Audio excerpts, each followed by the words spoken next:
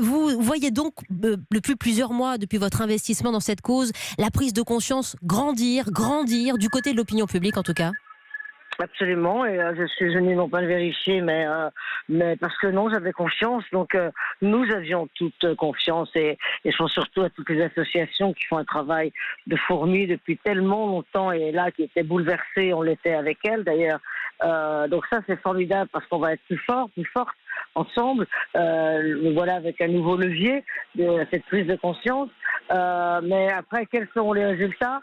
Parce que même si quelques mesures ont déjà été prises, quelles vont être les annonces à la suite de ce Grenelle que nous avions demandé? Parce que si on n'est pas là à se battre tous les jours, si elles ne sont pas là à se battre tous les jours, ces associations, il n'y a rien qui bouge. Alors, on est un petit peu d'espoir parce que il y a quand même une bonne volonté, on va dire. Mais moi, personnellement, j'ai hâte d'entendre ce que nous dira notre président lundi et quelles mesures vont être prises. Oui, que le gouvernement, en conclusion de ce Grenelle, Muriel Robin, quelque part rencontre la marche de l'histoire, parce que le collectif auquel vous appartenez, Nous Toutes, salue ce soir la plus grande marche de l'histoire de France contre les violences. Absolument, et vous en êtes témoin.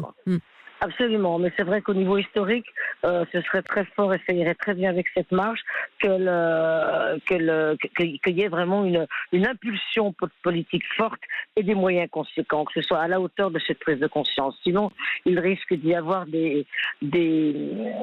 c'est-à-dire qu'on est plus nombreux, on sera plus nombreux et nombreuses à être mécontents. Il ne faudrait pas que l'annonce qui sera faite lundi soit huée. Je redoute tout, j'ai peur. Voilà, on a peur parce que il faut être à la hauteur de ce fléau aussi. Maintenant, on est à un assassinat tous les 2 jours, donc je pense à ces victimes. Là, au moment où on parle, il y a une femme quelque part qui se dit peut-être dans 1 heure je serai morte, que vont devenir mes enfants, qu'est-ce qui se passe? Et peut-être une qui est assassinée au moment où on parle, là maintenant samedi, et ça se reproduira lundi. Donc c'est des dégâts terrible partout pour toutes les familles. Donc il y a des mesures à prendre. Déjà appliquer la loi, parce qu'il y a des choses qui ne sont pas mises en place et qui sont du domaine de la loi. D'ailleurs, le Conseil de l'Europe a pointé des lacunes en France sur plein de points. Donc déjà mettre en place, c'est lent. On peut plus être lent, c'est trop. Le bateau coule, quoi. C'est comme si alors c'est bien. Là, j'ai l'impression qu'on a sorti quelques éponges pour écoper, mais il faut le grand Barnum. Il faut les pompiers, il faut les hélicoptères, il faut le grand Barnum. Parce que ce sont toujours nos mères, nos filles, nos amis, nos sœurs, nos collègues de travail. Tous les 2 jours, c'est abominable, c'est effroyable ce décompte.